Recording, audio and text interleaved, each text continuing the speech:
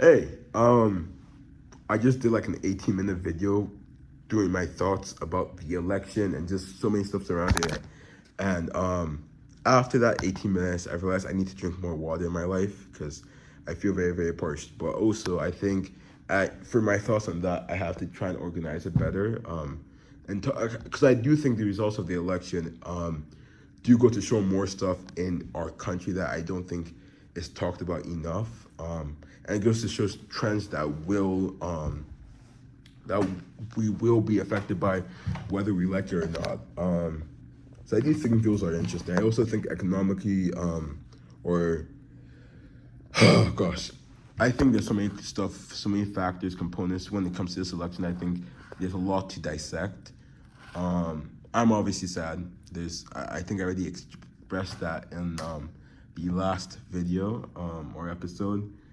But yeah, I think I thought I could just simply do a record and just express all my thoughts, but I don't think there's a way to do that. I think there's so many components I really want to get into. Um, and think those, like when I say those stuff, I don't mean just get into them and complain about them. I think there are solutions or directions we as a country have to head in. Um, whether it comes to race, whether it comes to economic literacy, whether it comes to like how we as just people behave towards one another. And I think that's like something I can talk because that's something I am interested in. That's something I do work for. Whether it's with the DI committee or just as an individual, I think I care about those issues. And I will be honest. At first, I was really saddened, and I kind of this despair that comes with such a thing happening on the national level that just drains on you. But I think the hope, or maybe the hope I cling on to, is really my faith. That's first of all. I think like that's something I have to keep on. I have to remember more is that I believe in one God, and I think stuff are generally go. I just believe in like I think stuff are going to work out. I believe I also have to put that work, but I have faith that He has a plan. I think that's the best way to say it. So having faith. I think going off of that, I think what after that 18 minutes of just talking about so many stuff that I think are weird, whether it comes to how people perceive the economy or whether it comes to how young man first time voters leaned more to the right for this election, stuff like that.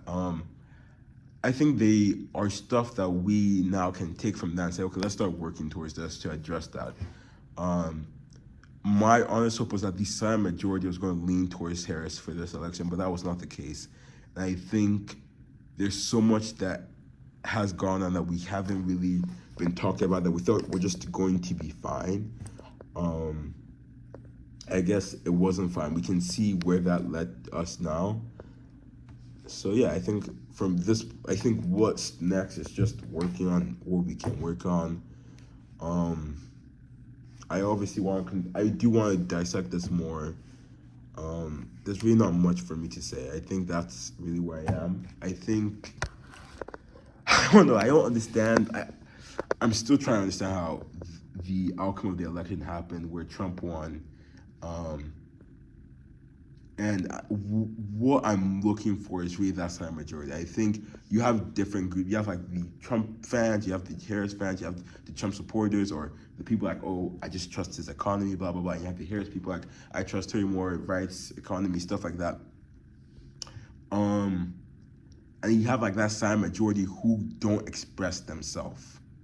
And they kind of just operate in sense. I think they're the scariest things in America to me because you you don't know what's going on really because on social media you see all these people sharing their beliefs and their views, but then this silent majority, for all you know, could just be operating in the complete opposite direction, right? And this silent majority is people you know, it's people you walk amongst. Like I'm also the silent majority in some sense because I beyond this I don't really post stuff, I guess, except for all the videos I've posted on my stories in the past 2 days. But besides that, I don't really post stuff. So then I think you're able, and that's a consequence of social media.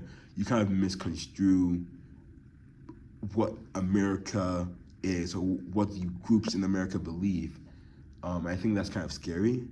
Um, I didn't even think this election was going to be close. I was really hoping it wasn't going to be close in favor of Harris. Like I thought that was going to be the results because just look at the two candidates, but then that wasn't the case. And I think that's something we have to really look into. I guess it's the similar thing for the 2020 election, and we have to just kind of like see how we can fix that. I also think this is the last time I'm going to talk about when it comes to the case of friendships and how friendships would work when it comes to politics. Often the thing that I've heard and people have in different groups have said is like, don't let politics ruin your relationships. I don't think that's certainly an idea. I do understand the intention, but I also believe that a true friendship is one where you hold each other accountable.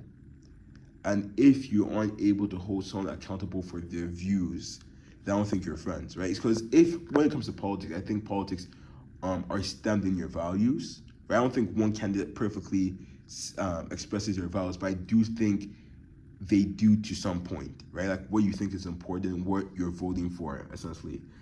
And if you and your friends have different values, I do think that's going to come and bite you at some point. Or like, you're going to see in some point in your life. I'm still young, so that's something I have to admit. Like, I'm not like 60 years old where I've had like 60 years of politics experience and whatnot. But I do think it's fair to like say, I don't think we have the same values. Like, you can still discourse with that person, but you don't have to be friends with them, right? Or you can call them out and seriously have a conversation. Like, why do you have these values? I don't think those values are okay. Can we talk about this more? Stuff like that. And that sounds like a very boring conversation, but I feel like that's something I would do. Or if you have a friend who didn't vote, something like that, call them out for those stuff, right? Be honest with your friends. Don't just like, I don't know, if your friend does something bad and you're okay with that. I'm not even talking about this election, but I guess I can talk about this election for that case.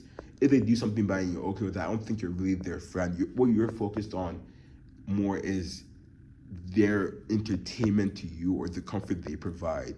I don't think, like, when it comes to my friends who I consider close, I want to see them succeed. I want to make sure they're doing the right things. I want to make sure they're overall living a happy life, right? Like, their well-being, the people around them as well-being, I know that affects their well-being. And also, I just like seeing people happy, I guess, and doing well.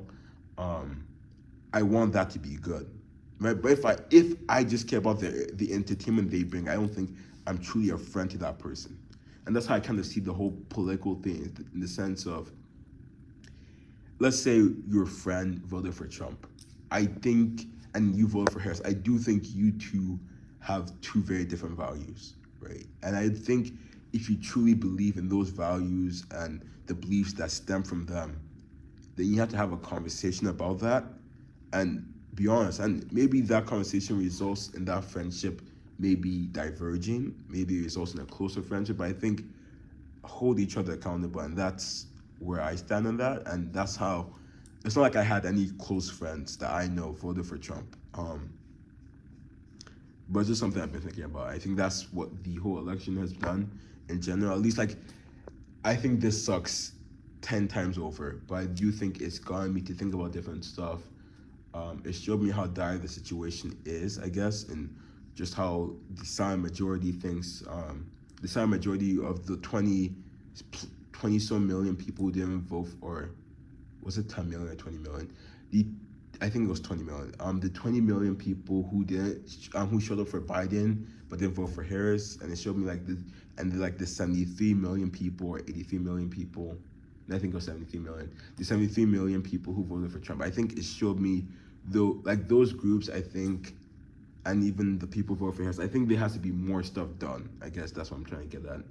And I guess the biggest shift and the biggest takeaway I can give from this, going to college, the way I've best expressed it in my goofy head is that I really thought it was going to be like my 4-year training arc, as silly as that sounds. But I do think as an individual who's involved with different things, and just as Dalu, Chuku Dalu, Dimibu Kachiku, I can't afford to just say it's a training arc where I just work on my separate skills. But I have to say, I am here. I have the resources to do amazing things.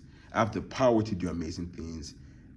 And with that great power comes responsibility.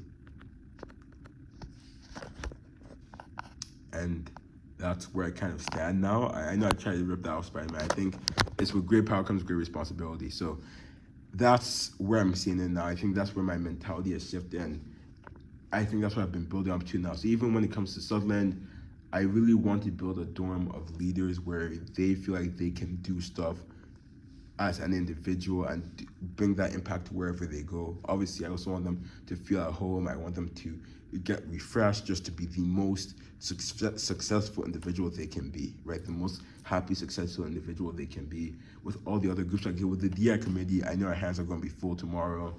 And I guess that challenge does bring some fear, but I think the opposite side of anxiety is excitement. So I guess that's also another feeling I'm feeling. Like when I think about the stuff I now have to do and the stuff I am realizing, I do think there's a form of excitement that arises that I'm really, I guess, facing off these foes, and it's something I'm gonna have to be working on for a long time, and that's what I'm just gonna be doing. I think it's gonna be a long. I don't even know what to say. That's gonna be a whole tangent, but I think I'm excited. As much dread as I feel for Kamala Harris losing the election, I am excited, knowing that I have stuff. No, that sounds wrong. I'm not. I can't pretend. I'm not really excited for like what's going to happen next. I am excited in terms of. I'm not excited. I'm motivated, and yeah, I think that's a better word. I'm motivated to do more stuff now. I think that's where I want to leave this off. So besides that, I have nothing else to say. So have a great day.